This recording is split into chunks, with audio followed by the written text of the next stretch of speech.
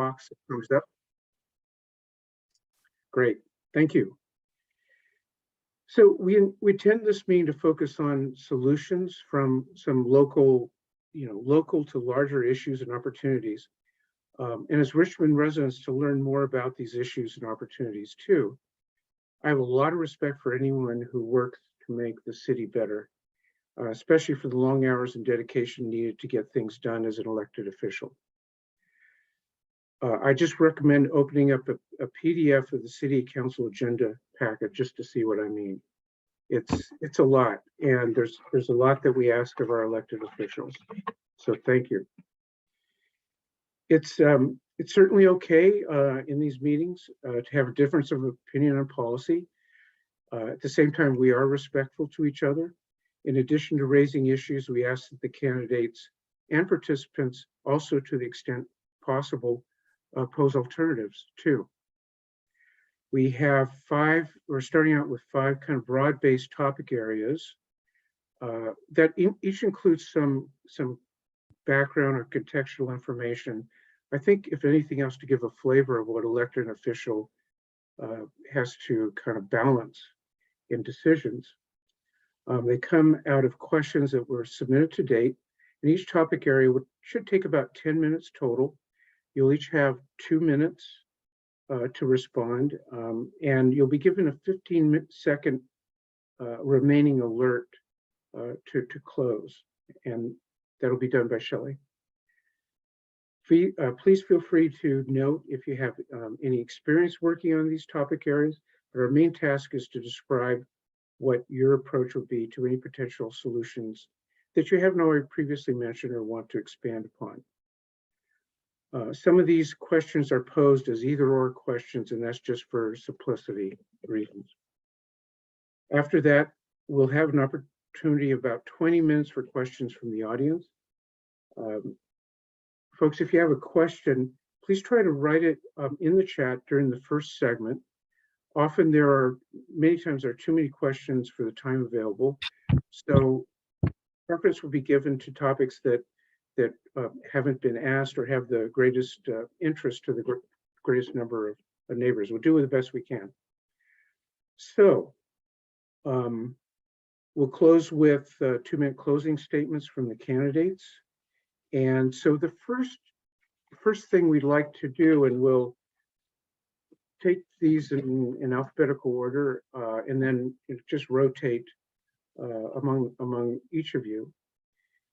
This is basically a chance to talk about both your platform, what your main things that you are looking forward to working on, and if you feel like it, mention a particular civic, personal, or professional achievement that you're proud of, if you want to kind of throw that in there. This part of tonight is to get to know you.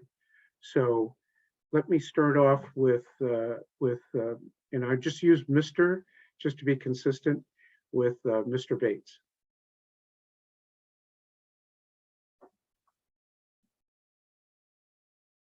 Okay, so Shelley, I think there. I am unmuting, but it is, I have to ask to unmute is the issue, so. Okay. Let me see if I can. Forgive me 1 second. Let me see if I can quickly. You know what I'm going to do too is make Nat a co-host, and then he can control that.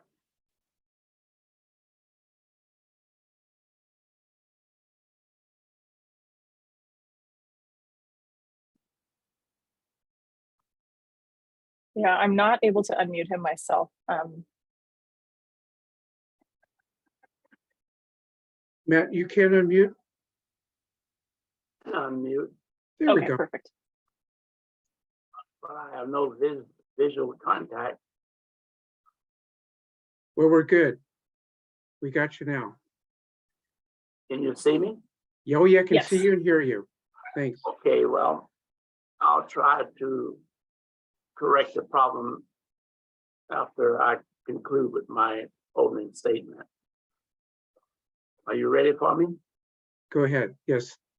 Well, first, Mr. Hanson, I'd like to thank you and the North and East Neighborhood Group for providing this opportunity for candidates to express themselves.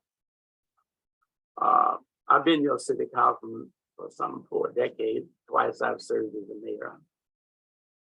Richmond has a multitude of problems, from police to housing, cleaning up the city and the host of the homeless and everything. But from my perspective as a mayor, I want to direct your attention and my attention to what three basic problems that I see within this city. I don't care where you go, New York, Chicago, San Francisco, Richmond, wherever you go, every community wants a safe community. Police protection has to be the #1 priority of almost every citizen. They want to be safe. They want to be comfortable in their lifestyle. They don't want the criminal element taking over their community. And when they need a policeman or a fireman, they need them and want them immediately. It's life-threatening. We have too much theft within the community, stealing a catalytic converters, robbing, homicide, speeding. And much of this is a result of the RPA reducing our police department from what we had at one time, 197, down to about 97. You cannot effectively control a city that is 54 square miles from Albany to Pinole, Hercules, and almost to Orinda. It is impossible for the manpower that we have aboard to do the job effectively. That is my #1 priority. That is why I'm endorsed by the Richmond Police Officers Association, and that is where I will place the heavy emphasis. The second and most important thing is physical responsibility. You cannot spend money that you do not have, and you've got to bring in businesses to supplement and to continue to provide the revenue for the services that this community needs. There's too much attacking on big business and too much attacking on the small business by the Richmond Progressive Alliance. They have no respect for the people who are paying the bills and providing the revenue to keep this city moving forward. Finally, the housing is a problem, a very serious problem. And my intent, if I'm elected mayor, is to acquire as many of these open vacant lots as possible, get a quality developer to go in and develop these units and put them back on the market at hopefully a reasonable price where some of our less individuals that are not financially can afford them. There are homes that are boarded up, do the same thing. Clean them up, renovate them, and put them on the market. Now, homelessness. Homelessness is a problem, in my opinion, is not just locally, it's national and it's state and it's county. We at the city level do not have the resources to address this problem. As soon as one homeless encampment closed, individuals are coming to Richmond. And notice that there's very little homeless in Hercules, in Pinole, because they have a structure and a government and a council that works together to make sure that homeless does not invade their community. Richmond, with this progressive alliance, is too lenient. They allow anyone and everyone to come in. And most of these people are not from Richmond. They're coming from encampments that's closed in Oakland, Berkeley, San Francisco. It's a haven for the individuals, and we cannot tolerate it. I don't know one community that is willing to welcome a homeless encampment in their city. RPA tried to do it in your city, in the downtown Richmond by City Hall. What happened? You collectively objected to it, and as a result, it had to be refuted. Communities have to take a stance, and the councilmen have to listen to the community. And thank you very much for your opportunity to allow me to express myself. Thank you. Thank you. And now we'll hear from Mr. Dunning. Good evening. Thank you, Jim, for organizing this. Thank you, neighbors, for taking some time out of your evening to be here and ask questions and listen. I like the idea that Jim said this is a chance to get to know each other a little bit. If you've been going to any of the forums, listening to them on Zoom or in person, you're hearing the same questions. You're going to hear the same questions again tonight. But for some of you, this might be the first time. And I'd ask you to consider something as you're listening for the rest of the evening, and that is that these issues that we hear about, we're going to be talking about, they're not new. They're not new at all. In fact, I'm sure if you were to go through the archives of every election in the past, who knows how many decades, they're probably the same kind of issues. Sure, we have highs and lows. I mean, when Hilltop was built in the 70s, that was a great high for Hilltop. It was a low for downtown. When we got the land, POINT MOLATE, from the Navy in the late 1990s, that was a high. We had all this hope about what we could do with it. But look at what's happening now. That's a low. We have a lot of issues to deal with. Homelessness is rampant. Crime and safety are concerns on everybody's mind. When you just go through anywhere in Richmond, there's concerns about how welcoming the environment is, how it appears, how it feels. You know, this is nothing new. The question is, the important question we should all be considering is, what new can we do about it? We can posture and say what ought to be done, and fine, I'll answer the questions too, and I'll say what I think ought to be done. But the reality is, politics as usual is not working for us. And when I say politics as usual, I mean doing things the way we've always done them. So if you've got a lot of political experience, that suggests we're just going to keep seeing the same thing over and over. However, what if we were to try to do things differently? Imagine a mayor's office where the doors are open to everyone, where when a problem shows up on the horizon, it's not about posturing to see whose idea is going to win. It's about having an open mind to invite everyone to that table and to consider possibilities that maybe no one's thought of before. I think POINT MOLATE, I'm sure we'll talk about it tonight. Perfect case in point. 25 years of political ping pong, nothing accomplished but millions lost to litigation. We'll talk about a vision for that, but ask yourself, how are we going to achieve the vision? And ask yourself that with regard to homelessness, with regard to crime and blight. How are we going to get there? If we keep doing things the way we've been doing them, we're not going to get there.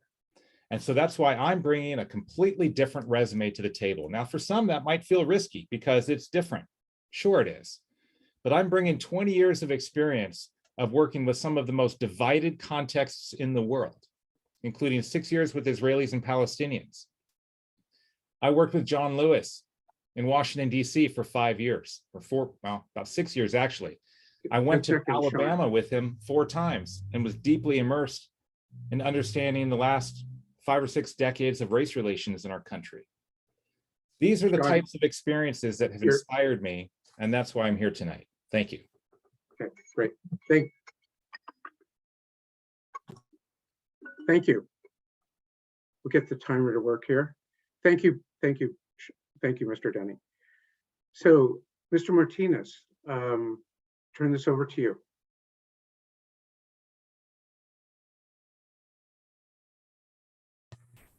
There we go. Thank you for inviting me, and thank you for having this forum so that people in your neighborhood can hear from us directly. You asked a couple of questions, and I don't think they've been answered.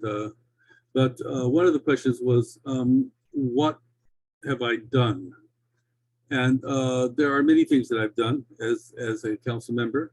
For instance, I supported Richmond's minimum wage for $15 an hour. I championed Measure U, which decreases taxes for 60% of businesses in Richmond and increases revenue for the city from big corporations. I've supported affordable housing for all residents by making Richmond the first California city in 30 years to pass rent control.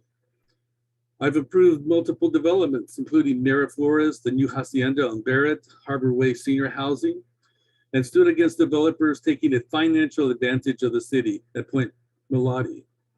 I've invested in multiple violence prevention programs, including ONS, which reduces gun violence, ban the box legislation, which discourages reoffending by helping formerly incarcerated people get gainful employment, and job training for youth. I've supported our undocumented residents by helping make Richmond a sanctuary city and creating city ID so undocumented residents can use city services. I led the ban on transporting coal and pet coke, which was impacting community health. So many people have recognized this. That's why the Democratic Party of Contra Costa endorsed me, the Sierra Club, the Richmond Firefighters Union, the two unions that represent our city staff, Local 1021 and Local 21, and such electeds as County Supervisor John Joya and Richmond Council Member Claudia Jimenez. This evening, I encourage you to pay attention to which candidates actually have real plans for your concerns and hopes for Richmond, and who really knows our city. By this time next year, with your help and support, we can have Richmond's first Latino mayor and a progressive mayor with a record you can trust.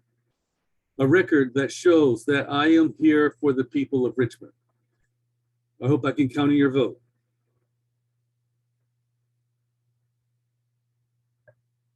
Jim, you'll want to unmute. Yeah, thanks. Thank you, Mr. Martinez. And Mr. Wassberg.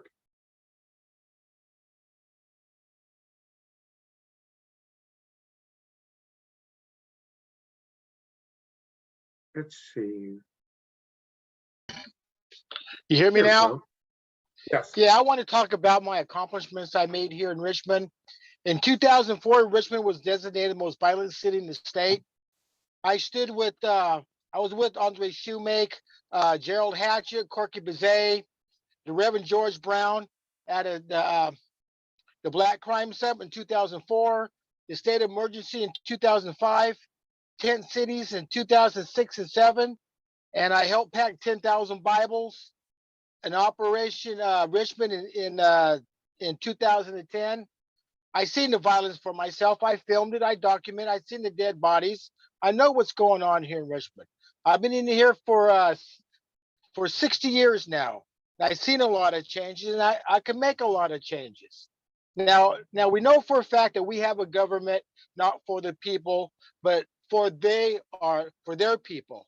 We know that sanctuary cities is against federal law. It's against the law to come into my country illegally without any paperwork or authorization by the federal government. And we know for a fact that the government here in Richmond has sponsored illegal immigrants that has no right being here in the first place. But that's going to be another story. Now, as mayor, I have every right to sign an executive order, implemented a temporary law. And if the city council wants to dispute it, they could go right ahead, because I'll win every time. Now, the homelessness here in Richmond, we know for a fact, I see it every day. I'm out on the streets, I see these people. At least about 95% of the people do not want to work. Not one person in Riders Road or in the Castro went up to the job fair about a month ago to fill out applications. These people just flat out don't want to work. And the people who wants to work will help them get on their feet. Now, for housing, for you to rent a house, you have to have a good income. For you to have a good income, you're going to have some type of good, decent education. And then you could go ahead and find yourself a place to live. There's no guarantee that you're going to live here in Richmond. You might have to move somewhere else, but we can make plans. We could pass ordinance that we can make a Richmond housing affordable. Now, Richmond has land here you could build for the next 30, 40 years. See, my plan is to increase HUD. I want to see HUD go into the housing business where people make, 50, 60, 70,000 a year, but still be able to afford a house just on one paycheck. Now you got to have four paychecks. Now about the violence in Richmond. I've been there, people. I was with these people for 6 years. I was in the streets with the police. I was in the streets with the gangsters. And as mayor, I could sign an executive order order the money going back to the police, all $6 million, 5 seconds. and then we can make Richmond a better place. Because ONS hasn't get nothing. Mark, your time's up. Thank you. Okay. Great. Okay. Thank you very much for your introductions, and we'll do a series of 5 questions. I think there we go. Basically, probably touching on some of the topics that you've brought up, but so let me just start right here with a question on economic development. And just to say that the little bit of background, San Pablo Avenue, of course, is a major East Bay corridor going through East Richmond. And over the last 3 years in particular, multi-unit housing and neighborhood serving businesses have been appearing along San Pablo in other cities, Oakland, Berkeley, and El Cerrito and San Pablo. One of our neighbors who's lived here for over 30 years witnessed Safeway and Lucky's leaving our section of San Pablo. At the same time, a few small businesses have made a foothold, and West Contra Costa Transportation Agency is working on an early draft of a transit, bike, and pedestrian-oriented corridor for this section of San Pablo, which incidentally we'll be looking at one of our next meetings.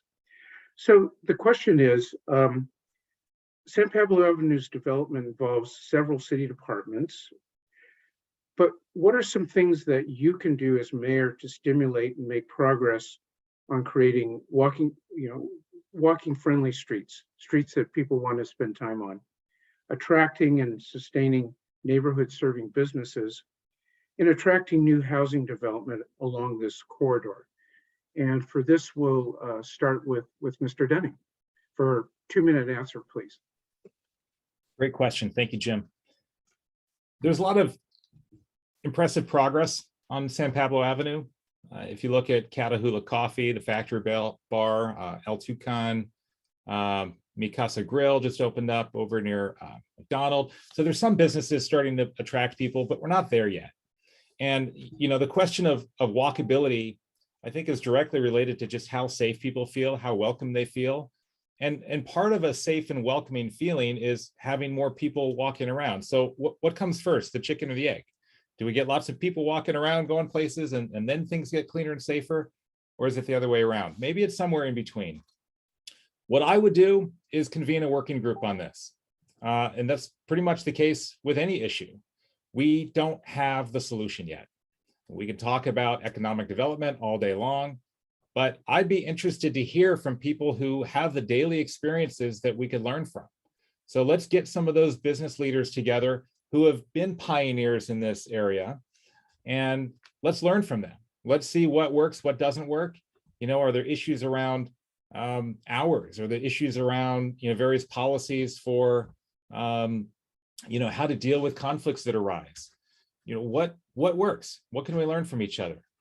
We also need to convene members of the community to understand what they want. A lot of times in economic development plans, someone in some vacuum thinks about what would be great, but they didn't actually consult the community. Anyone in business knows that you need to start with a marketing plan, and a marketing plan is fundamentally about understanding who's around, what they want, what would work and what won't. And sometimes that means you have to make an investment.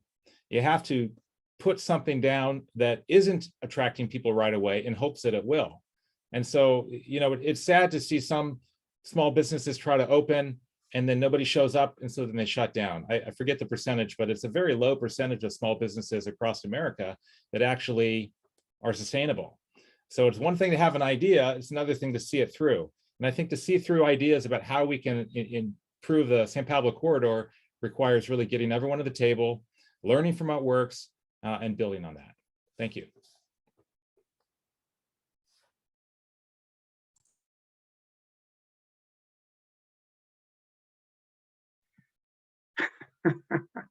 The favorite word of this century. You're on mute. Mr. Martinez, same question, San Pablo Avenue and businesses, housing, and walkable streets.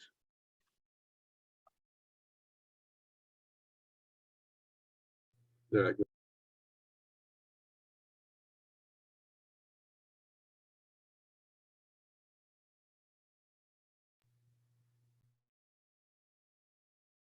There you go.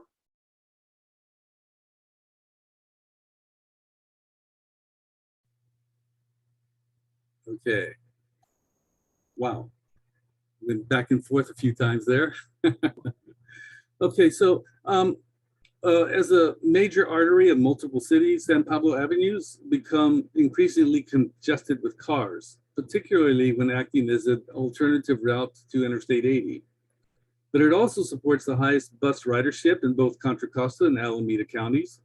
And so it's imperative to reduce congestion for thousands of workers and other daily riders. By making this thoroughfare more hospitable to pedestrians and bicyclists, we will both incentivize small businesses to set up shop on San Pablo and reduce emissions. I support plans for dedicated bike and bus lanes along the corridor, as well as the MTC proposal for a rapid bus trans line. The San Pablo Avenue Corridor project provides an excellent blueprint for a coherent cooperative plan across cities and counties, but I intend to push Richmond to take a more active role in its conceptualization and implementation.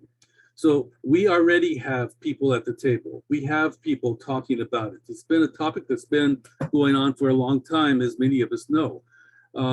So the thing is that we need to make sure that the marginalized voices are able to be heard, and we're working on that so that we can get what we need in order to make Richmond a safer place. And I hear from bicyclists, I hear from pedestrians that San Pablo is not friendly to them.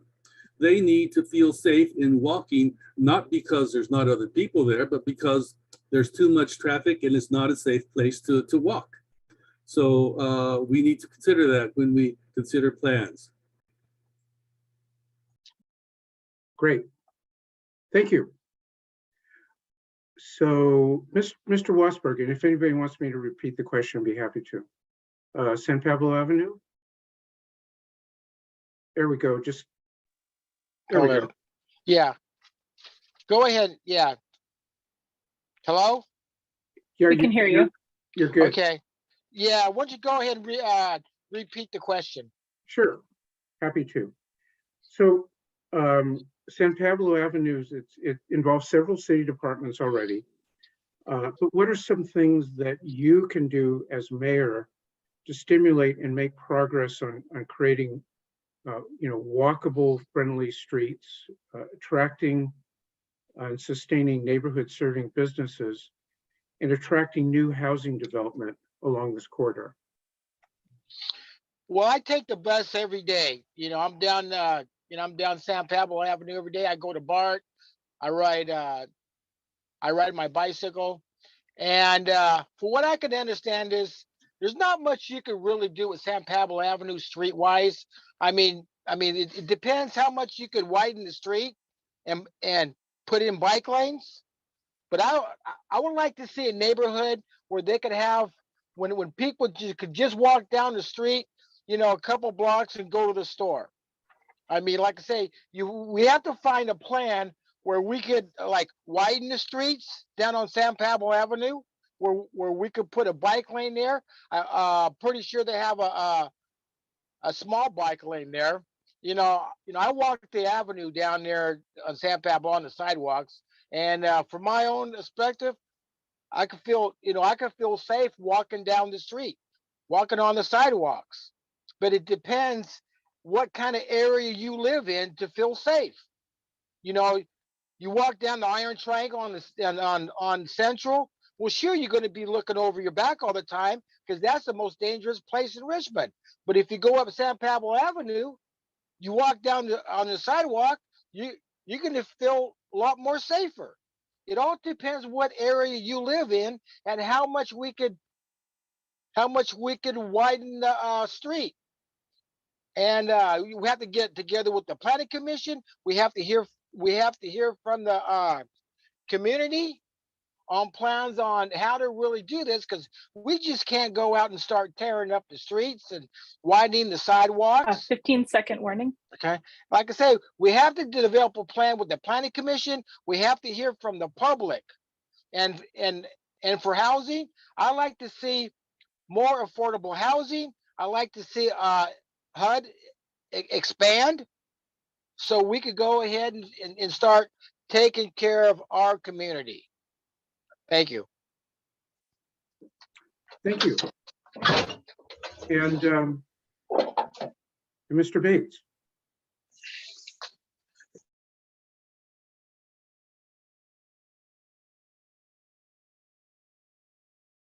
There we go. Well, it's interesting when you listen to some of the answers that were presented, which obviously indicate that they're not very familiar with this city, nor the area in question. A lot of the traffic as a result of the I-80, when it gets backed up, people tend to try to use an alternate route. Secondary, there's not enough land available to put in quality housing unless you tear down and demolish some of those homes. San Pablo will and will always be a heavy traveled street. Get that through your head. As much as the residents feel uncomfortable with that arrangement, it's not very much you can do. And to suggest that you put in bike lanes on San Pablo Avenue, you're gonna create a more humongous problem. Take a look at Barrett Avenue. Take a look at 23rd Street. If you want traffic stacked up and stalled for 30 and 40 minutes or maybe an hour, put in all those bike lanes. There are certain areas where the bike lanes are appropriate. But on a street of that nature, it's already heavily congested with 4 lanes. Now, what it's gonna do with 2 lanes? It don't make sense. If you're not experiencing the arena of politics and understanding how developments are going 15-second warning. then you're gonna come up with all kind of irrational ideas that really don't work. And it's an embarrassment to discuss it in that manner.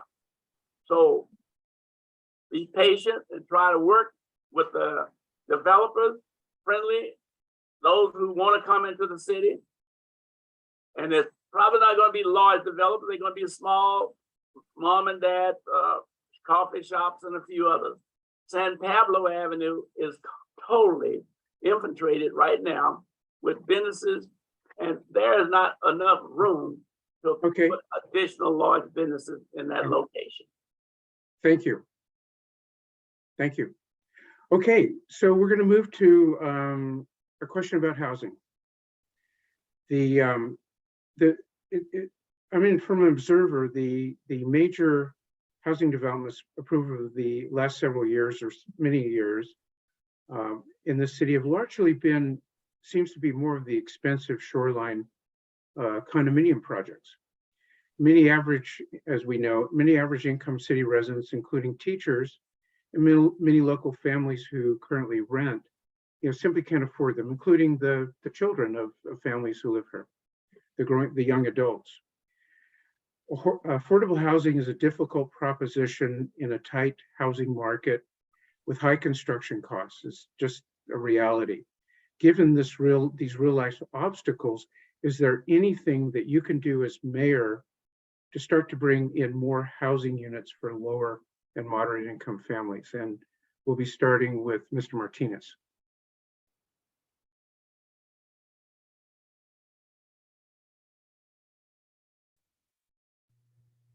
All right. Good.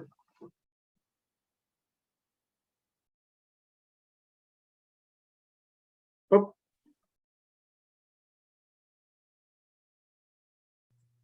I wonder how that happened. Anyway, the first thing we need to do is to repeal Costa-Hawkins. Costa-Hawkins is keeping us from having affordable low-income housing. Once we get rid of that, we can build as much affordable low-income housing as we want. But in the meantime, I'm glad that Nat Bates has been listening to the RPA idea of infill. because that's something we've been advocating, and now I'm hearing him say that. So that's a positive. That means that people are listening to the RPA message. So we do need infill. And we also need to work with developers to work. Actually, I'll say we need to bring everyone to the table, unions, developers, the city, grassroots organizations, to come up with a bottom line of expectations for developers when they come to the city of Richmond. We don't want developers to buy a property here and then expect us to change the zoning just because they want it to be changed. When they came in, when a developer comes in, he needs to know what the city expects them to do. And low-income housing and workforce housing is something that we need, and we need to work with developers to see if they can't build that. In fact, we should find ways to make agreements with developers to keep workforce developments in perpetuity, so that we know that the residents who live in Richmond can afford to stay here. 15 seconds, please. Okay, so because we have people who were born and lived here, and they should be able to afford to stay here. And working families, new families need to be able to afford to live in this city. The city should not be a city just for the rich. Thank you.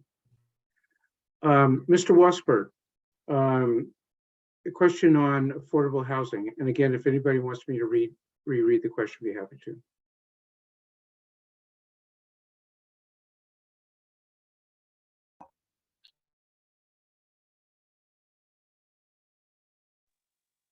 You hear me now? Yes, Yes. Okay, yeah. Go ahead and reread the question, please. sure. So affordable housing is a difficult proposition in a tight housing market with high housing costs. Given these real life obstacles, is there anything you can do as mayor to start to bring in more housing units for lower to moderate income families? Well, the problem is it all depends on where you live. Now, if you're going to live on the shoreline, you know you're going to be paying big rent because you're paying for the scenery. I mean, you have better housing there on the marina and all that area than you do in downtown Richmond, Iron Triangle, and the south side. The question is, how many developers are you going to find that come into Richmond and probably make a minimum of a profit and probably work for nothing? You see, it's gonna be real hard to find yourself a developer to come in and say, okay, build these units and hardly make a profit. See, my plan is I want to see HUD to expand. I want to see HUD to expand into the housing where, like I said before, you make $50,000, $60,000 a year. I want to see HUD have a pilot program first, where only one paycheck will cover the rent. You see what I'm saying? See, now according to the RPA, I mean, they want to have developers come in here and build these units for practically for nothing, where they're not going to make a profit, because they're going to have to pay for the material. They got to have to pay for the labor. They got to pay for electricians and plumbers and so forth, which professional trade make big money. So I mean, we can negotiate with these developers, probably giving some tax breaks. But like I said, it all depends on what developer are you going to deal with. You know, like I said, they got to make their money. We live in a free enterprise system where people are going to have to pay their bills to the bank. The bank has to make their money, and developers have to make their money also. 15 seconds. So you're just not going to have a welfare city coming in here, because it's not going to work. You start doing that, you're going to destroy the real estate market. So I mean, there's programs that we can implement with these developers, so we could get the housing that the people need. But it all depends on what type of job you have, how much education you have, where you work at. It all depends on these things that's going to make a person be able to pay for their rent. Thank you. Mr. Bates, same question on affordable housing. If you would ask the average, if they could afford to purchase the home they're currently living in, I would suspect that over 50% would say they could not. We live in an area of the Bay that is one of the most desirable areas in the state. We have the water, we got the hills, we got near San Francisco, a big metropolitan city. It is gonna be costly to live in this area, and it's getting even more expensive. Those who have purchased homes, say 10, 15 years ago, have seen their homes increase almost 100% or more. What we did do as we developed the shorelines and the hillside and other developments throughout the city, we asked the various developers to put in lieu monies that would go into a fund whereby the city would take those funds and construct homes on vacant lots, as I've indicated before. And I'll tell you, Mr. Martinez, that's not your idea. I've been talking about this for 30 years. So develop those lots and rehabilitate those buildings and make those homes as affordable as possible. Now, what is affordable? No one can tell anybody what is affordable. What's affordable to one family is not affordable to another one. So the fact still remains is that the pricing through our capitalistic society is going to continue to get expensive. 15 seconds, please. And thereby, we have to be creative and try to secure funds from the federal government and others. And no one has a connection with the federal government and the state government than I do. Half of you don't know where the White House is located. I've been there. I know the people. We got to get funds from the federal government to assist us and funds from the state government to do likewise. Those are the realities of life. And you need someone as a mayor that understands that and can get the job done and secure funding outside of the city of Richmond. Thank you. Thank you. Mr. Dunning. The hallmark of a good idea is something that we can all agree on, right? It shouldn't be something that is so controversial that you have to amass enough numbers on your side to overwhelm the other. And as we're listening to this, if you listen to all four of us, you know, we're saying a lot of the same things. Again, the question I posed at the beginning, what's being done with regard to leadership to actually get us there? We know we need more housing.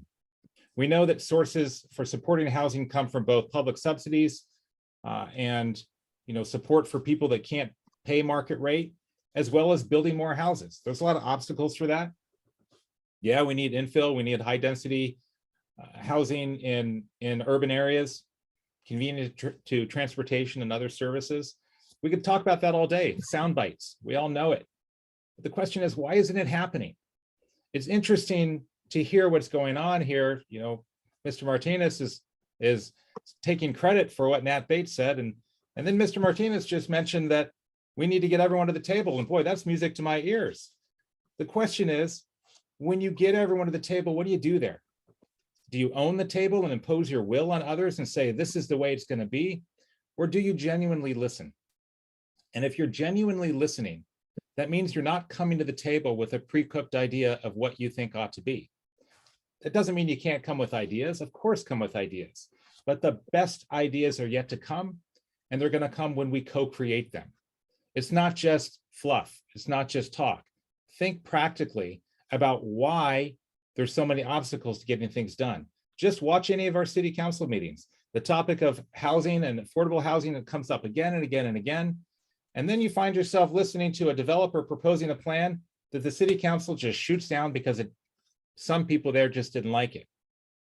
But then you got to ask yourself, did they actually invite people to the table ahead of time? Was there any genuine effort to work on building consensus, or was it just a fight from the outset? If we're going to make progress on affordable housing or anything else, we got to start working together. Thank you. Thank you. Okay, a question kind of related to development and shoreline and housing, I guess. Well, a number of things. So shoreline development. Richmond shoreline open spaces and port properties have long been recognized as valuable city assets for all our residents. Speaking of shoreline development, something a couple of you brought up, Point Molate has been in the news after the governor signed a budget that included $36 million to the park district for a new regional park there. What's also been reported is that the city's property was recently sold to upstream development and the Ukiah Gidiville tribe for a total of $400 under a former city council agreement. The developer and tribe have to sell or develop the property in some way within 5 years, or it reverts back to the city. So there's a lot more to this story. But what is your position on the desirability and benefits of a new regional park at Point Molate? Or do you think it's more desirable and beneficial to build the approximately 1,000 plus condo plan there? Mr. Wassberg, this one starts off with you.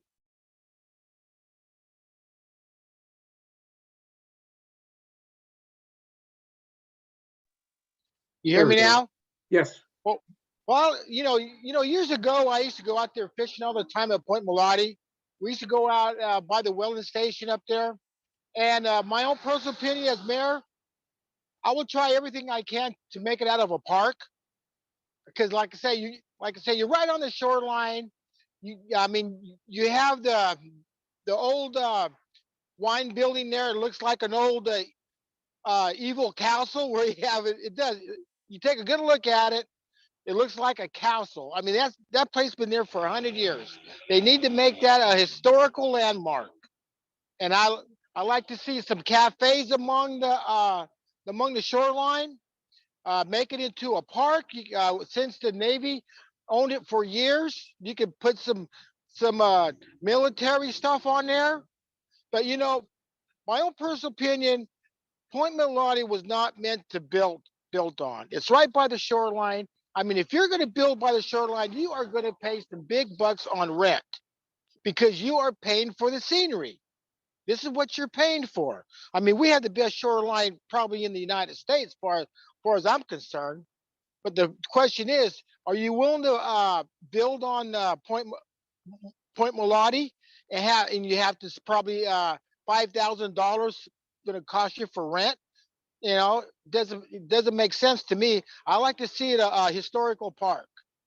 I mean, it's a nice area. You can put some cafes along the shoreline, but for building housing. But like to say, for what I can understand is the original agreement before the federal government and Richmond was to go ahead and 15 build seconds, units please. there. The original contract between Richmond and the feds was to go ahead and sell it for $1 to build housing there. And then you had the RPA coming in. There's so many twists and turns that one day you own it, next day you don't. Because like I said, they're going to try to close it up because people don't want to get lawsuits. And the lawyer says, well, we still own Richmond. But then again, other people are saying that we already sold it. So this is the twists and turns that very few people understand what's really going on because they got the lawyers doing it. Thank you. Thank you. So we will go to Mr. Let me just take care of that. We will go to Mr. Bates.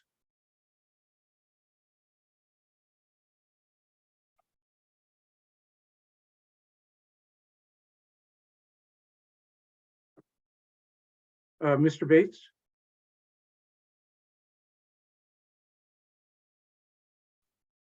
There we Okay. go. There we go. There's only about 3 or 4 people that know the history of Point Molate. Don Gosney, who sat on the committee from its inception, the mayor and myself, and several council members that are no longer there. When we acquired that property for $1, it was under the condition that that property would be redeveloped for the purpose of providing jobs, economic development, and revenue to the city. We tried several things like a casino, and then we wound up going with Sun Care. Of that 300 acres, and I want people to understand this, of that 300 acres, the city was going to develop through Upstream and Dudeville Tribe or whomever, 100 of those acres. 200 acres were going to be given to the East Bay Regional Park. Now, why you want to pay $65,000 million when you get 2/3 of it free? Richmond has been a haven for individuals, the environmentalists from out of this city, the Sierra Club and Laplace and a host of other people over there. Let me indicate something to each one of you. Point Pinole is some 600 acres, regional park. Miller Knox is another 100+ acres. Kennedy Park, Grove, is another 50, 60, 100 acres. And I can go on and on with local parks. Why is it that Richmond has to supply all of the East Bay Regional Parks for everyone else? I want to know how many of you actually go to the regional park. I go to the George Miller, but this park with East Bay Regional Park Control get $0 to the city. 15 seconds, please. 1 or 2 employees. And why you want to give away a gym that can produce significant dollars that this city needs for revenue to operate? I don't understand it. It's a selfish move on the part of too many people. And Richmond and the poor people in our community are the ones that are going to suffer. Thank you. Okay, so Mr. Dunning. Thank you. The future of Point Molate has win-win written all over it if we can build consensus. So as I mentioned before, 25 years of political ping pong, that's what it's been. Nothing to show for, but millions of dollars lost to litigation. What makes you think we're not going to have another 25 years of that? If we keep doing things the same way, which is a competitive power game. Who's got the most numbers on their side? Never at any point has there been a genuine effort to build enough consensus to see any plan through. Now, this is one of the issues that actually a lot of people are really divided on around the city. If you look at the map behind me, that's Richmond. Every purple line on there is every residential street in Richmond. And I've heard from people in all those neighborhoods on this topic as well as many others, but this topic is interesting. Unlike police, where everyone says we need more police virtually, when it comes to Point Molate, there's quite a few people out there that say, you know, it should just be a park. I mean, doesn't that sound great? I think it's a beautiful place. And then you hear from people that actually know the history and the agreement, the legal agreement we had with the federal government that said, whatever we do with it will be a, quote, economic engine for Richmond. So rather than actually see that as a false dichotomy of one extreme to the other, and I feel like the way the question was actually posed is a little bit of an extreme, all park or all luxury housing. What if we could actually get together and, you know, there's some really dedicated people working on this, but imagine if that table were opened up to everyone. Imagine the future of Point Molate, 15 seconds. where you can enjoy the environment, where there's something other to do as well, where there's some source of economic development for our city. I don't know what that is, but I bet if we roll up our sleeves and get together, we can figure that out. So let's not give up on that. Thank you. Thank you. Mr. Martinez.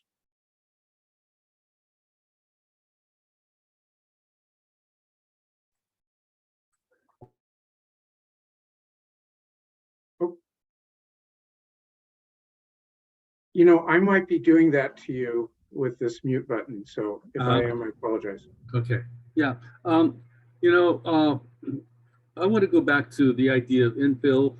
And, you know, maybe someone had an idea about infill long before me, but I measure things in actions. What I've seen from Mr. Bates is building on the water, on the shoreline, building in the hills. I haven't seen infill from things that he's done.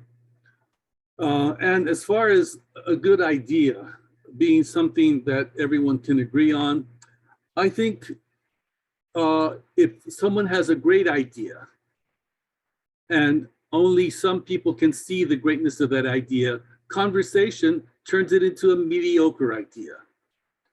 Or if someone has a bad idea and we have a conversation, we end up with a mediocre idea. So if we want to live in mediocrity, we can have these large conversations. But if we want to have a city with a vision, we need to come to the table with a picture of what we see our city becoming. And then we need to build consensus through our vision, not build consensus through debating this or this and, you know, kumbaya, nicey, you know, let's all get together. Ideas require passion. Ideas require moving and convincing others that what you have is a jewel. Now, I do agree that that conversation has to happen, but that's the beauty of democracy. We do have that conversation, and 15 seconds, please.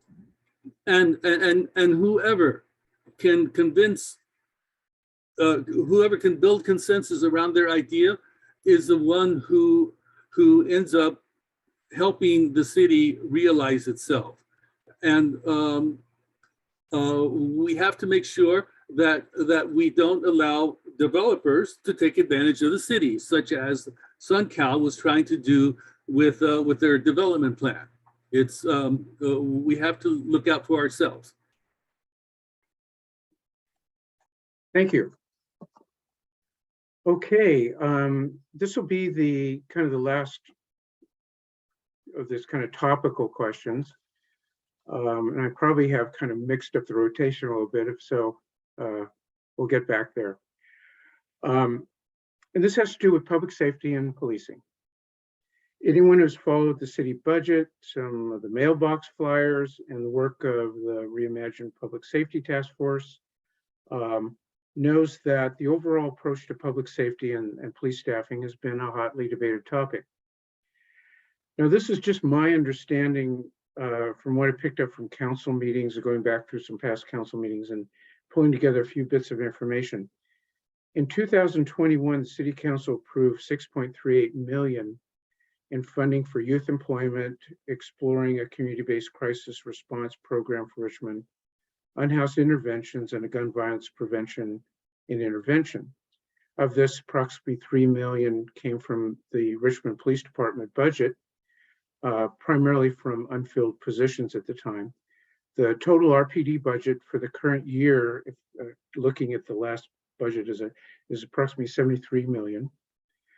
Over the last year, YouthWorks, a youth employment program, is reported to have expanded from a summer program to a year-round one serving over 500 youth. One of the biggest complaints and challenges to our police officers is the required overtime to fill the different shifts, beats across the city, due, it seems, largely to approximately 30 unfilled positions at this time. One more point, the police department was authorized by the council to hire a recruiting agency to fill these approximately 30 positions. Unfortunately, many police agencies are finding it difficult to recruit and fill positions with qualified applicants. But lastly, on a little bit of a positive note, there's a lot of challenges here. Based on reports from the police chief and available online, many violent crimes have decreased over the last year in Richmond. So, I mean, given all this and more, what is your approach around the, let's call it the public safety budget? Should the Richmond public safety budget also accommodate a mental health crisis response team, a community-based gun violence program, and employing youth? Or do you think that the police budget needs to be really for hiring more sworn officers beyond the 30 that the department is and city are trying to fill, as well as other police support personnel? So I think the best thing to do, because I might have messed up the rotation, if it's okay, Mr. Bates, to start with you.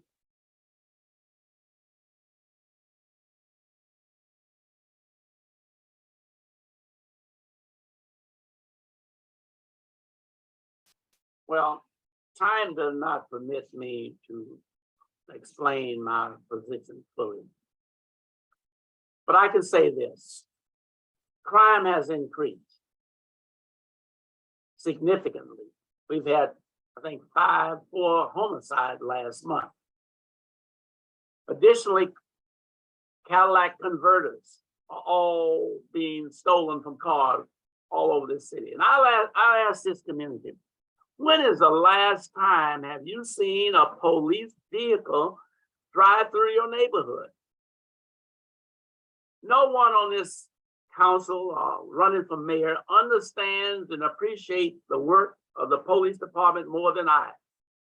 I have 35 years as an Alameda County probation officer. I know the problems. And you think these crooks are not wise and aware of what is going on in the city? There's no visibility. Just the fact that automobiles drive in and out is a deterrent to a large degree. We got speeders, other thefts, all over the city. Few people, well, not everybody, but a lot of people running red lights because there's no apprehension. There's no policeman around. I ask you another question. When is the last time any of you seen a policeman pull over someone and give them a ticket for speeding or some other traffic violation? It's not there because they don't have the manpower. We have 54 square miles in this city.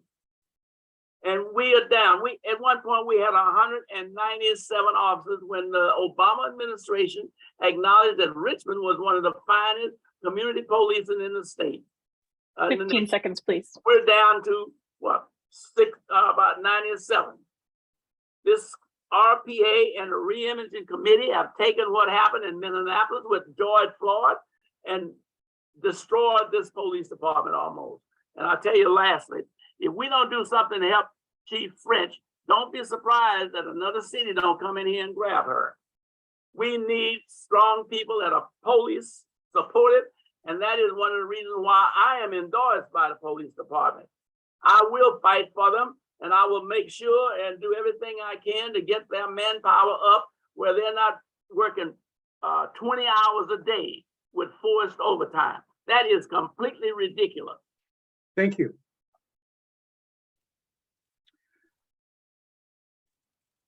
So, so we'll just go in that original order if I can. Mr. Dunning, would you be willing to go next? Absolutely. Thanks. This entire topic is really tragic because what has happened to our city, the fact that 24 officers either retired early or transferred to a different city was completely preventable. The fact that the money wasn't actually necessary because we had unfilled positions is somewhat irrelevant in the face of the process that we went through last year to reduce the police budget. It was divisive, it was political, it was a power play. It was anything but collaborative, and it could have been. If you really dig into this issue, you'll find that every single resident of Richmond wants to be safe. And I think we could all agree that every single resident in Richmond deserves to be safe. But we don't all have the same definition of what safety is. And when we looked at this Reimagining Public Safety Task Force, there's a lot of people with a lot of passion there, yeah. But it was a political body. They were appointed by political members. By no means was it a genuinely collaborative approach. Now, that's not to say that people don't deserve to have their opinions and their perspectives heard. Absolutely. But who is holding the space for that? Who is holding the space to actually make sure all concerns were listened to? Because a win-win could have come out of that. We could have come up with a solution that would have involved working toward these non-law enforcement crisis response things, like, which by the way, the county is already doing, I think we're 211 at 15 system seconds. throughout the county. But where were people like Eduardo Martinez and Nat Bates in actually bringing people to the table to actually come up with that problem? You can't just sit back and say something is wrong and blame people. You got to actually work toward finding the solution. Thank you. Thank you. So we'll go to Mr. Martinez, and I'm just going to. I'm unmuted now. Good, we got it. All right. Yeah, you know, I think it's disingenuous to say that a committee can be non-political. Every committee is political, no matter who comes to it. And then asking where Nat Bates and Eduardo Martinez was at. We appointed people, and yet he's saying that we weren't part of it because we weren't part of it, but we were. We appointed people, and the committee had people from all sides join it. Now, I don't want to deal with all these innuendos and all this misinformation, but I do want to talk about why police staffing levels are a concern. It's an important topic that needs to be addressed as a community because we're in this together. First, I want to ask the police union to be more honest with Richmond residents. The department has open positions they can't fill. The money's there, the money has always been there, but the department can't recruit. It's not that the city won't let them hire, it's that they can't hire.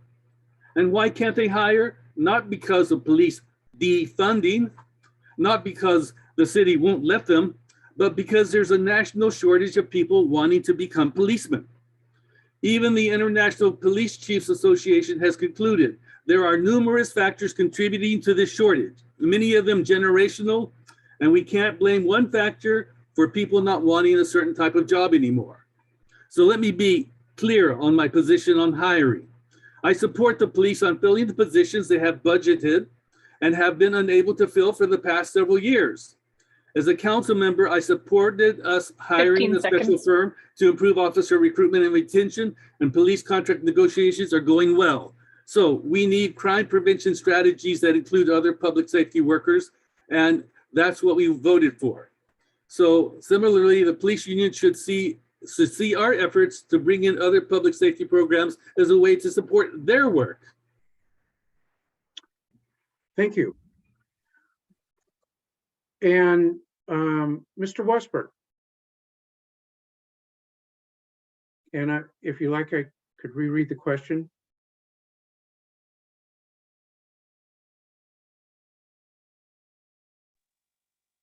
You're on mute, Hey. Mr. Wassberg. You hear me now? Yes. After the Floyd incident, our nation, all lawmakers demonized the police. They wanted to cut every police force in the United States, and this is what we did. Look at Oakland, it says the massacre. We know for a fact that the RPA has cut the police funding $6 million. Nat Bates and Eduardo stood at City Hall bragging that they gave $6 million to the ONS, which that money should have went to the police department. And you're going to tell me Nat Bates and Eduardo supports the police department? Even the police admitted the reason why they have no police is because the RPA cut the funding. This is why. This is why people don't want to be police officers, because our government has demonized the police. These police has been assassinated. I know what's going on in Richmond. I sat at the city councils. Time and time again, the police condemned the RPA. They even admitted that they're not going to enforce the law because they're not getting support by the police. They even admitted it. Now, how can you sit there and says the money is there when the money is not there? You stabbed the Richmond PD. Right in the back, you took a quarter of their funding and gave it to somebody else. The ONS did nothing for the last 10 years. 360 homicides since 2004. I was at a homicide down there on 4th and McDonald 2 weeks ago, and I filmed the aftermath of the body. See, this is why I would sign executive order, because I have every legal right to do, and I will bring the money back to the police. The task force ain't nothing but a joke. It's set up by a bunch of anarchist people who don't know nothing, who wants to be a bunch of radicals, Bernie Sanders government. They even admitted that they're a democratic social communist party. And anybody sit there believe Aguado 15 seconds, please. that's going to bring the money, that the money's there. If the money is there, why is the police complaining about they can't hire nobody? Because they ain't got no money. You see what I'm saying? As mayor, I will bring the money back, and that's the first thing I will do, sign an executive order, bringing the money back. I would get rid of the task force, and it would be just like before the pandemic. Because this is why people are not getting into law enforcement, because because our government has demonized, even the city council has demonized the police. You ask any police officer, Okay. you ask French. All right, thank you. Thank you.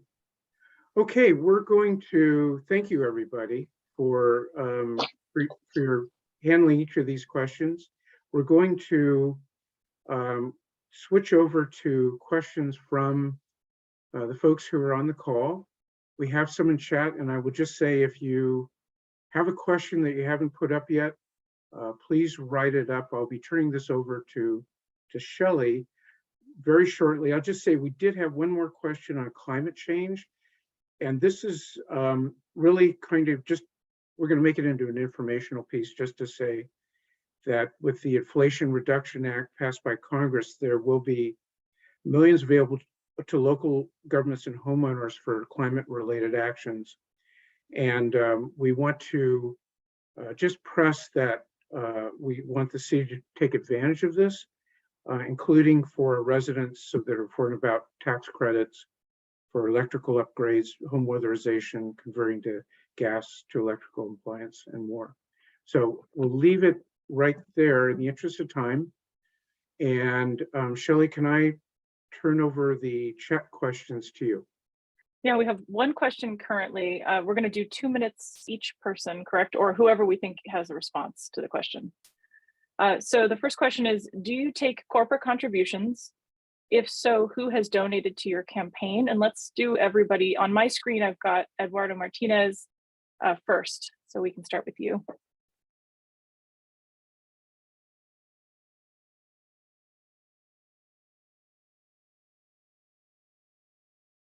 And Jim, you might need to help unmute him. Yeah. Not sure. There we I'm go. unmuted there. Thank you. Okay. I take no corporate donations. All of my money comes from individuals, friends, family, and unions. I do accept money from unions because unions are organizations organized by workers to represent workers. So it is an organization of the people, by the people, for the workers. So that's it. Okay, Mr. Dunning, you're next. So this is always an interesting topic. I find it to be somewhat of a non sequitur, because I'd like to hear Mr. Martinez explain why taking corporate donations would be an issue. If this is about some sort of expectation of quid pro quo, then shouldn't we be considering every donation from every source and what it is that that person wants or that entity wants? Everyone should do their homework and look up SEIU 1021 and find out who's doing whose bidding. I mean, if that's really the concern. Now, if you're truly representing the people and you're not doing the bidding of SEIU 1021, well, that's great. So if you're truly there to represent the people like I am, it shouldn't matter who you take the money from. Now, with that said, corporations are not knocking down my door, but I find the whole thing ridiculous to suggest that if I were to accept a $500 check from a corporation, that somehow they own me. If we can't have integrity in politics, what's the point?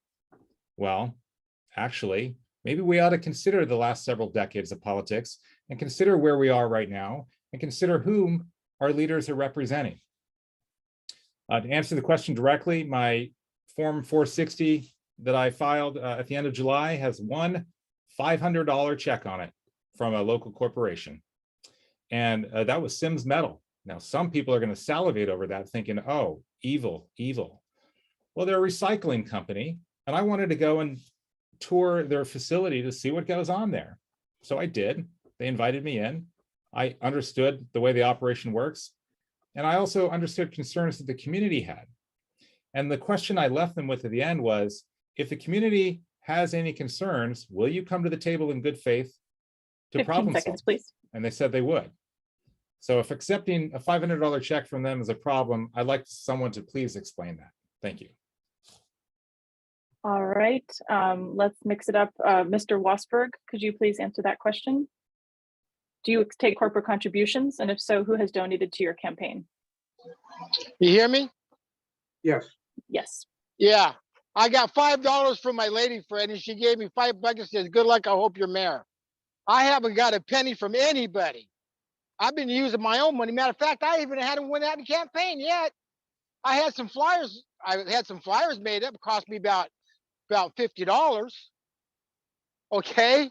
But like I say, everybody I see out on the street, they give me the thumbs up. They say, hey man, you got my vote. I said, okay, man. I said, keep on watching the city council meeting, get on YouTube, and I'm here for you. So, you know, I haven't received nothing. I'm using my own money. I'm on a disability Social Security. I blew almost all my money just to get on the ballot. I had to go out and borrow some money from my friend. Now I got to pay him back. But like I say, probably in about another week when I get my Social Security disability in, maybe I could do something. But actually, I don't want no money from anybody because I have enough notoriety here in Richmond and around the area. Everybody's giving me the high five, man. Hey, you got my vote, bro. I said, okay. Just remember on during voting day. So the bottom line is I haven't received nothing, and I'm using my own money, my disability Social Security money. You hear me? I believe we lost you for a second, but I'm going to say if the answer is no, let's give back the time to the rest of the panel because I think we're going to run out of time tonight, if that's okay with you. And you're muted right now. Damn it. Sorry about that. What is what? No, I haven't seen no money. Okay. Okay. And Mr. Bates, same question. Do you take corporate contributions? And if so, who has donated to your campaign?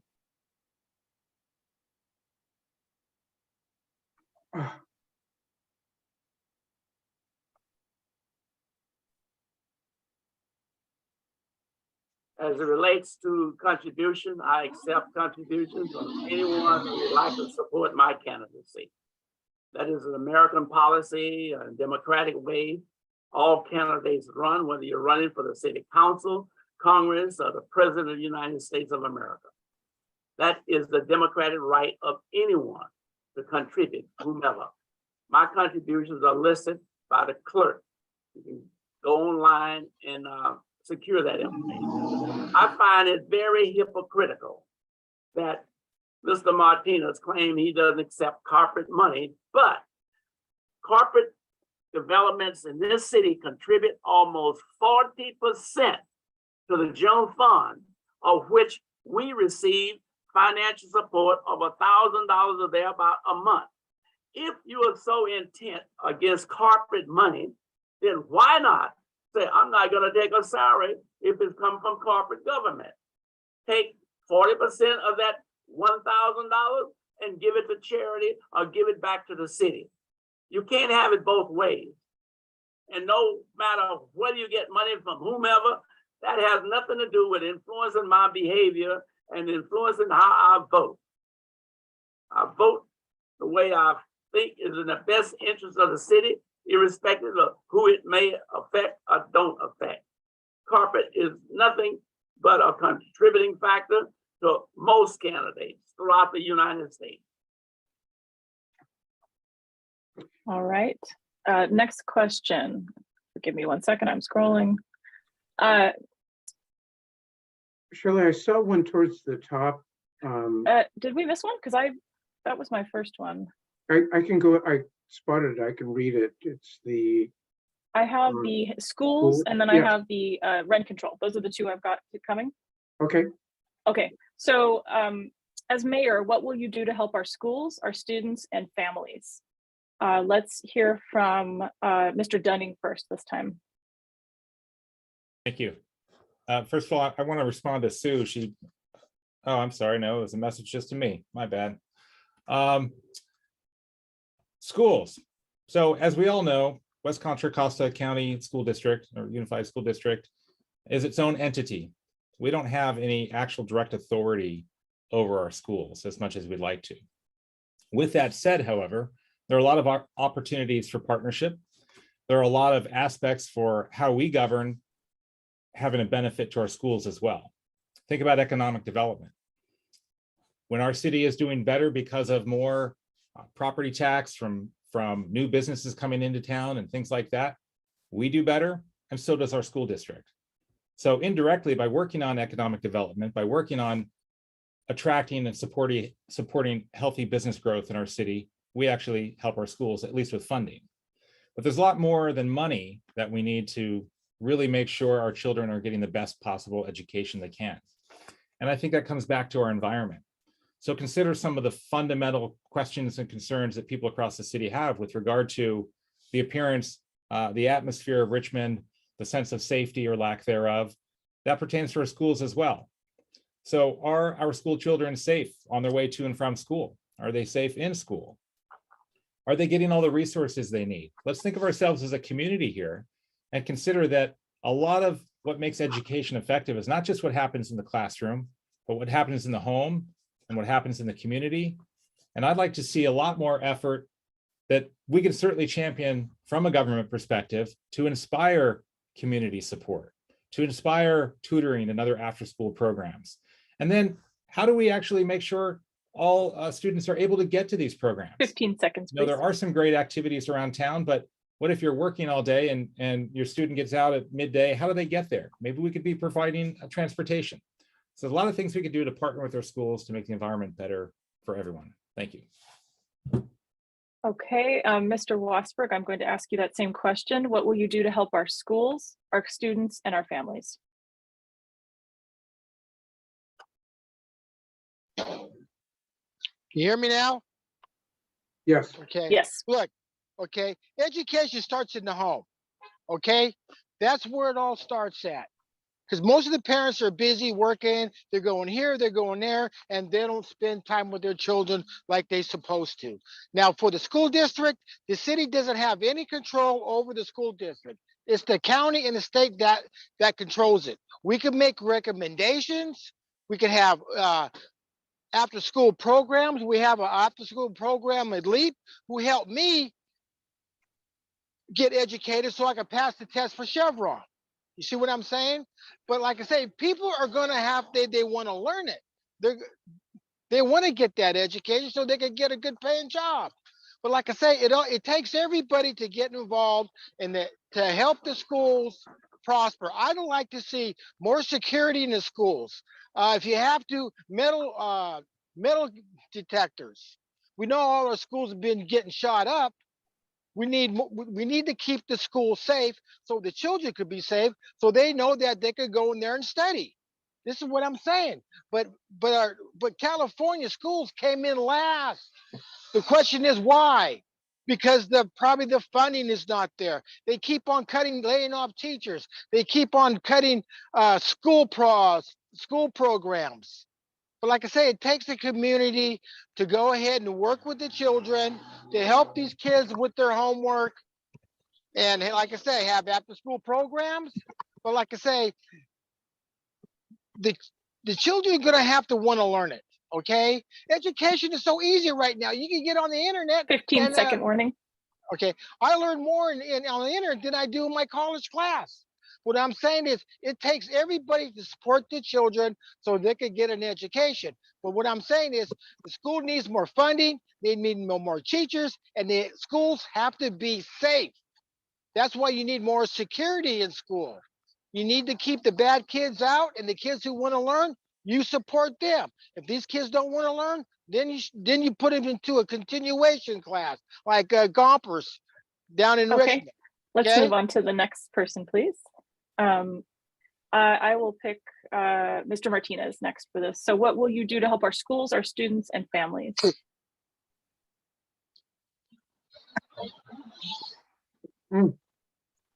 Okay, All right. As many of you know, I am a retired teacher. I taught for over 18 years in West Contra Costa Unified School District. I also taught in juvenile hall, and I helped set up a 7th to 8th grade continuation cook school. So I've worked with all kinds of students.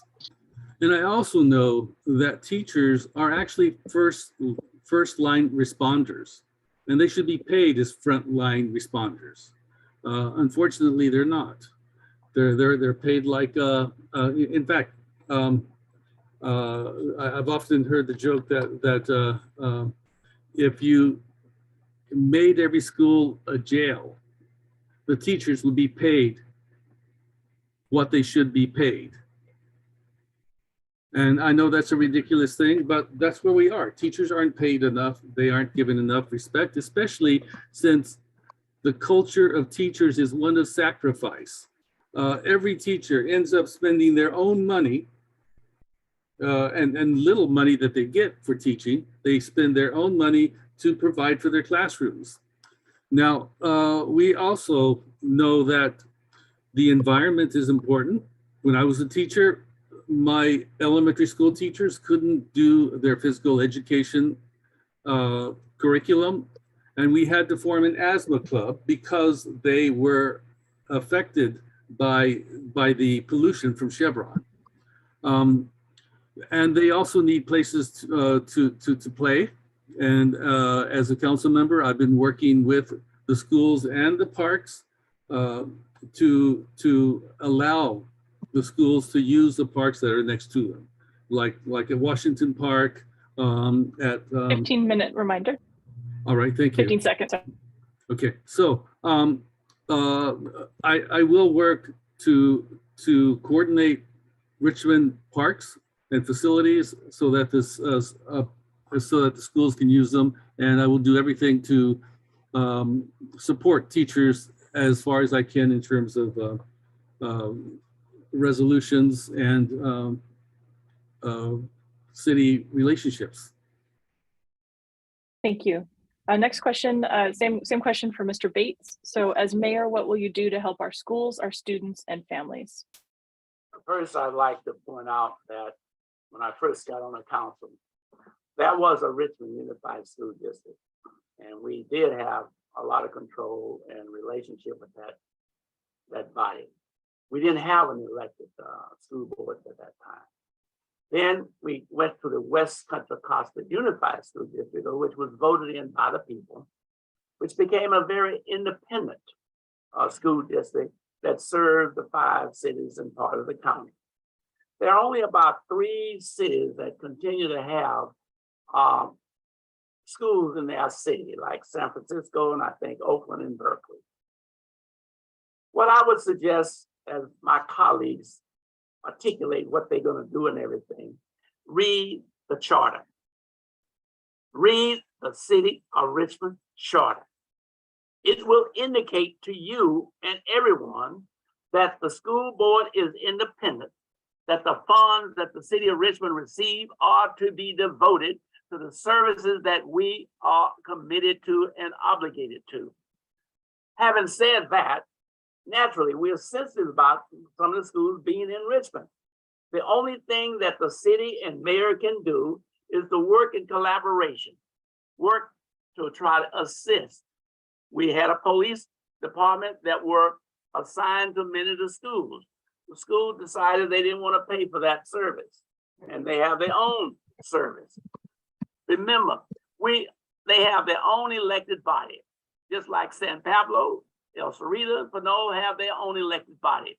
We cannot interfere. We can only collaborate and work together on mutual concerns problem where the benefits both the school district and the City of Richmond. That is a fact. 15 seconds. Read the charter and you will get a better understanding of what the city can do. And if you look at your tax bill, you will find that the school department has more tax bills on that tax than any other jurisdiction. Only other people we pay more money to is the county. It's their responsibility to use those funds wisely and provide the service for the constituency and the parents and students of which they serve. Thank you. Okay. Thank you, everybody. And thank you, folks who have submitted questions, because we really added to, I think, a very full evening. And so at this time, I'd like to just give the candidates the opportunity and ask them to give a 2-minute closing, what they would like to share within 2 minutes, closing this particular, getting a chance to meet you. So let's, Shelley, do you have a suggestion on order? And then how about I turn that over to you? Yeah, sure. I would, Thank you. based on what I did previously, let's do, we will start with Mr. Bates, then Mr. Martinez, Mr. Dunning, and Mr. Wassberg. So Mr. Bates. Okay, thank you very much. Most of you know me. I've been around for some 4 decades serving you. I think you will find that I've been consistent. I have worked with all the communities, the neighborhood council, and obviously the business community, which is so important in terms of bringing in revenue into the city. Also, the police department, as I've before mentioned, has to be my #1 priority. We've got to protect our police and give them the ammunition and the necessary manpower to do the job. Or else, who knows what's going to happen in the city. I'm also a very strong business person, and that's why the Richmond Chamber of Commerce has endorsed my candidacy, as well as the Richmond Police Department has endorsed my candidacy. I work with people. I don't think anyone engaged with the business community more than I do. I was part of the vote, the single significant vote that brought in Hilltop. I worked to bring in Costco, which is probably the top paying sales tax generator in this city. I worked to bring in Target. Then there was a downtown problem. They didn't have a grocery store. I worked to bring in Food Co. I worked to bring in every quality housing in this city, from the Valley to Point Richmond to the Hilltop area. Because bringing in those quality homes, bring in solid citizens that can contribute significantly to this community. So if you want experience, no one can match it. 4 decades, which represent more than all of my candidates and probably council candidates combined. I know the job, and I'm equipped to do the job. And more important, you've got to have someone to go back to Washington, D.C. and secure funding. All of the funds don't come from local jurisdictions. We need money from the feds and from the state and the county. And no one has a reputation or the contact with individuals to get money of that magnitude. I suggest you look seriously at experience, quality, and those individuals that can get the job done. And I think you will finalize Nat Bates is the guy that can get things done and will get things done. Thank you. Thank you. Mr. Martinez, your closing statements.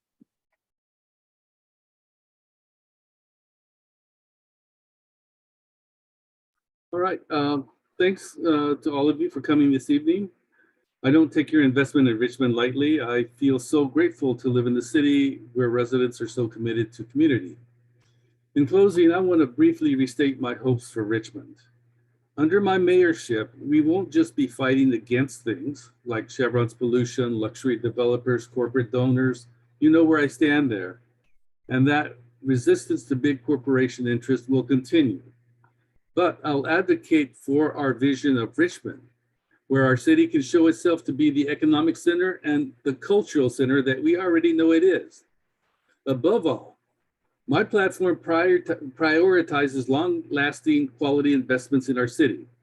Public safety will mean crime and violence prevention and really addressing the root causes of theft and gun violence. Traffic safety will mean engineering solutions that prevent reckless driving from happening in the first place. Fire safety means investing in our fire prevention division, which needs many more resources than it currently has. In improving accessibility and building actually affordable housing and creating more green spaces, this is all infrastructure our city needs, and it means jobs for our residents as well. I invite you to look at my long record serving the city of Richmond. You know where I stand. My priorities has always been and will continue to be the people. That's why I'm the only mayoral candidate that doesn't take any money from corporations, real estate developers, or lobbying associations. That's why I'm the only candidate who supports Richmond's rent control ordinance, which supports working families and prevents homelessness. I'm the only mayoral candidate who supports taxes on big businesses and is endorsed by the Democratic Party, Richmond 15 seconds, please. firefighters, the Sierra Club, County Supervisor John Joya, and many others. Thanks again for your time this evening, and I hope I can count on your vote this November. Thank you, Mr. Dunning. Same thing. Final statement. Thanks again, Jim, and everyone else for pulling this together and for attending. What inspires me most about Richmond and about the prospect of serving as your mayor is, frankly, not about the issues per se, but it's about seeing us accomplish what we are capable of. As I go through this city, I've met over 4,000 people just in the last several months in every single neighborhood. And I see extensions of the people on the screen tonight. I don't have a vision of the city being one kind of person or another, or one type of philosophy or another. My career has taught me that the best possible solutions come from leveraging all perspectives. The question is, who is going to serve as that leader? We all care. Every one of us this evening expressed what we care about. There's a lot of passion here, and it goes against all my instincts to be in a competitive mode, but I'm competing to serve as your mayor. I'm competing to serve as the chair of the council. I'm competing so that I can use the mayor's office for the convening power to bring you and everyone else together. It's not fluff. It's not kumbaya. It's practical. If we want to actually solve the problems that continue to persist, we've got to start doing things differently. It's not about you or me. It's about you and me. Now, if you think that's ridiculous because it just sounds too good to be true, come to my event on October 1st at Bridge Storage. I'm going to be spending 3 hours sharing stories from the last 20 years in my career in conflict resolution and peace building. I'll talk about working with former child soldiers in West Africa. I'll talk 15 about seconds, please. working with the Richmond Police Department to help bring conflict resolution skills to their frontline officers. I'll talk about working with John Lewis. I'll talk about working with Israelis and Palestinians. And I'm going to share with you what has inspired me to believe that this is actually possible, that we can do things differently. Thank you. Thank you. Mr. Wassberg, your final statements. Hello? Let's see Yeah. here. We Okay, can hear you. yeah, look. The bottom line is, people, these candidates can't do nothing if they're not gonna have the votes on the city council. Without the votes, they can't do anything. They could give recommendations, but trying to get things done, if they ain't got the votes, forget it. It ain't gonna happen. For me, I don't need their votes because I have enough executive power as mayor to make my decision by just signing a piece of paper. And we know for a fact, ever since the 16 years that the RPA has took over Richmond, Richmond had the highest homicide rate. The unemployment has been high. They stopped the police from enforcing the law, stopped towing these cars down at Riders Road and Castro. It was the RPA who told the police don't enforce the law. They stopped the police checkpoints. They support sanctuary cities. That is not a government for the people here in Richmond. It is not a government for the people, by the people. It's for the government, for these people. We know for a fact that the RPA is a social communist group. Now you have This other candidate, he's over there talking, he made peace in the Middle East. He sit there and sing Kumbaya with the Taliban and Hamas, and they're still fighting. And then he said he's going to make peace between Russia and Ukraine. Duh. Look, people, you make me mayor, I'll take care of business. I'll bring the money back to the police. The task force is gone because task force ain't nothing but a joke. You have a bunch of liberals.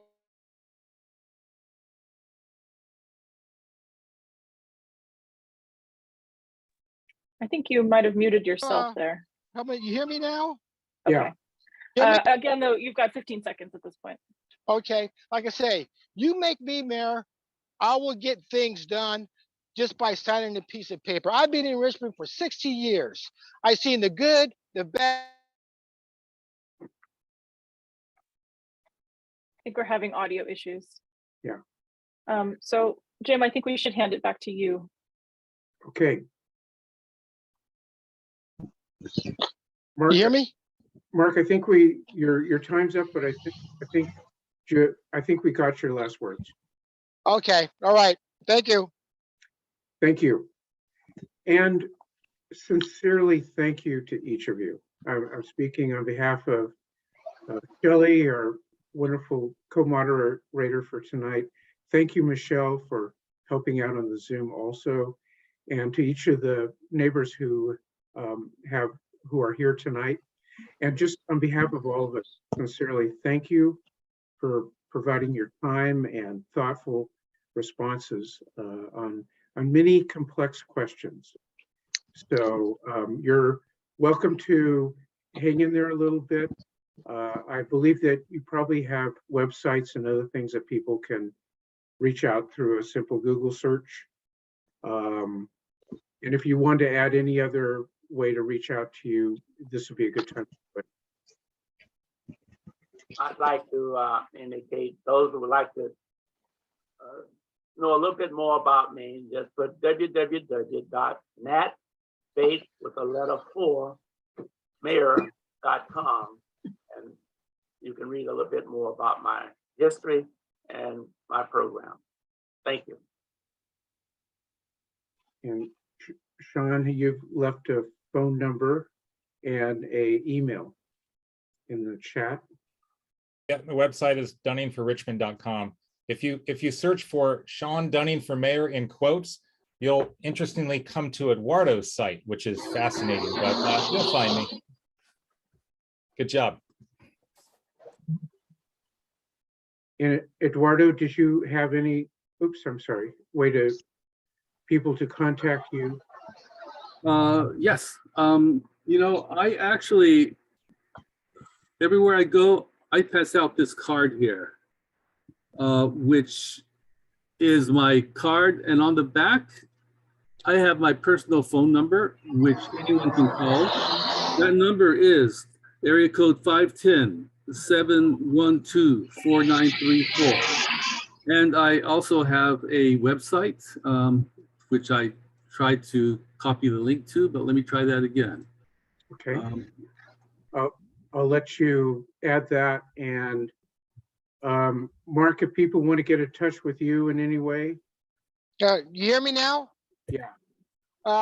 You can send me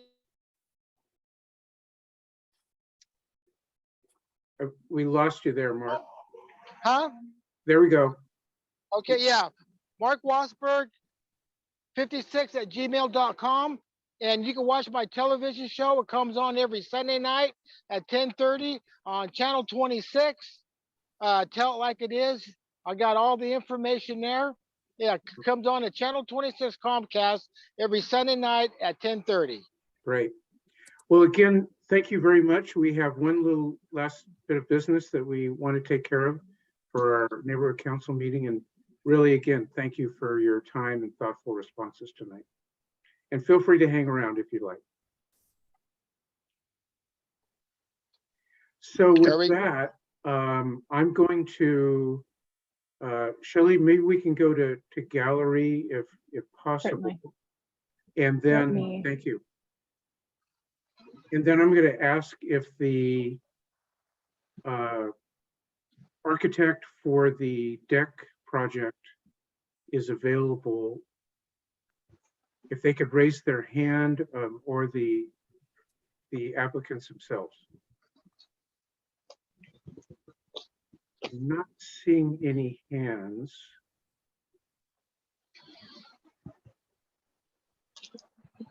Looks like it's Michael Tom. Is Okay, that our good. architect? All right. Could you give him co-host? And thank you.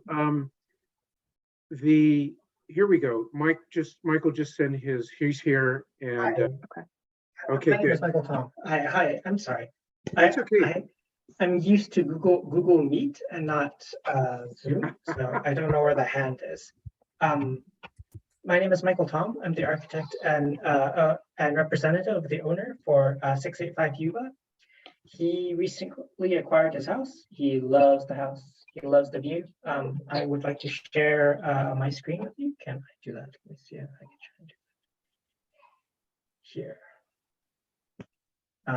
Here. Do you mind allowing me to share my screen? I think you'll need to make him co-host, Jim. Oh, I need to do that. Okay, thank you. And let's see, where do we, oh, I need to go, sorry, folks, thank you. I need to go to,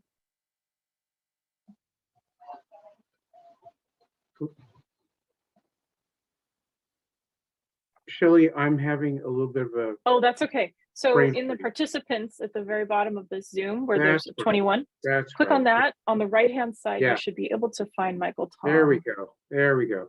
Okay. Thank you. Okay. So he recently acquired this house, 685 Yuba. It's in Richmond Heights.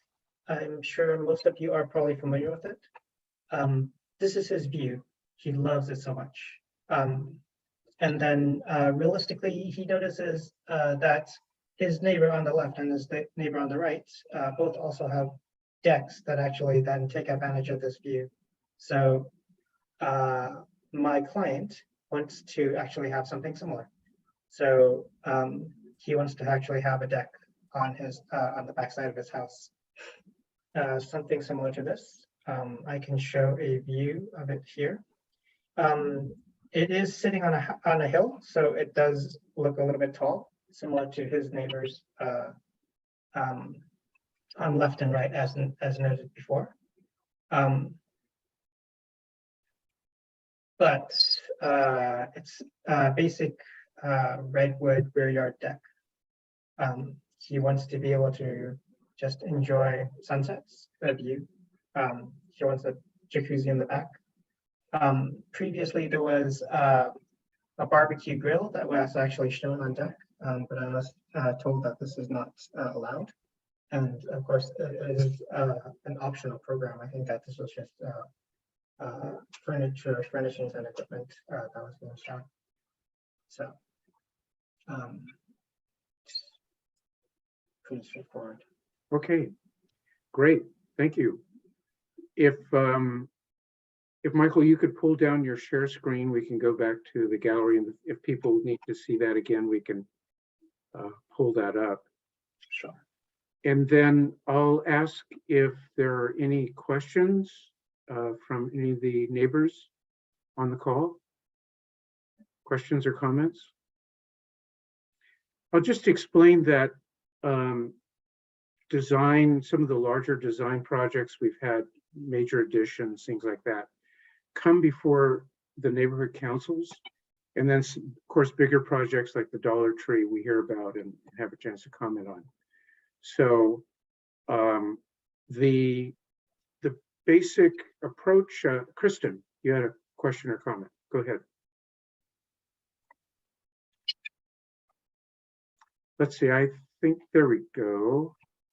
I don't have a question. I was just going to say I live directly behind that house, and I am supportive of them building a beautiful deck and enjoying the view. They will not be in the way of anyone else's view, so I don't see an issue with it at all. Great, thank you very much, and thank you for coming on tonight. Does anybody else have any other questions or comments? Okay. Just give that a minute. So what I will do is, so basically the design review commission takes comments from the neighborhood councils, in addition, of course, the planners meeting the codes and so forth, which the architect works with the planners on. So I'm going to, hearing no objections, I'm going to make a motion that the neighborhood and council endorse this project. And do I have a second?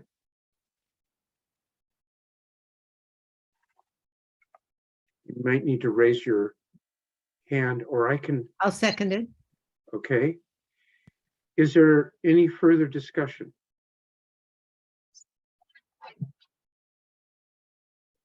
Okay. If you could indicate with the reactions button, with a thumbs up or whatever, if that you support this, then we will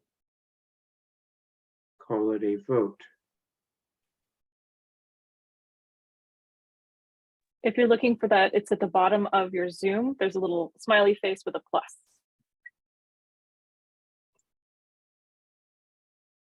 I saw some. I realized that that's what I'm probably, I'm not used to not getting this, but yes. You know what I can do is,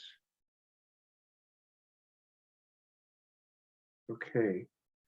I was seeing some thumbs up, and it may be that the reactions is a little difficult to find.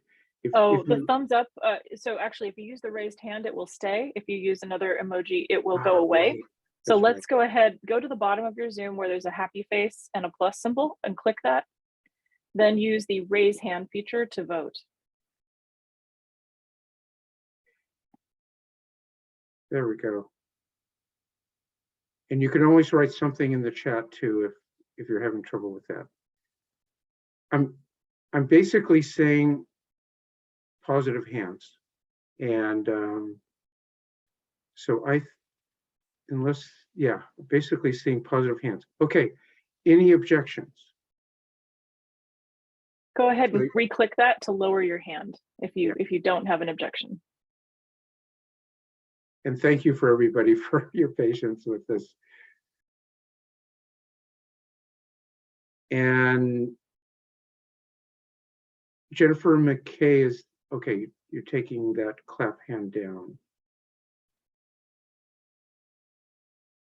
Jennifer, can you write in the chat if you have a objection? No, you took it down. Okay.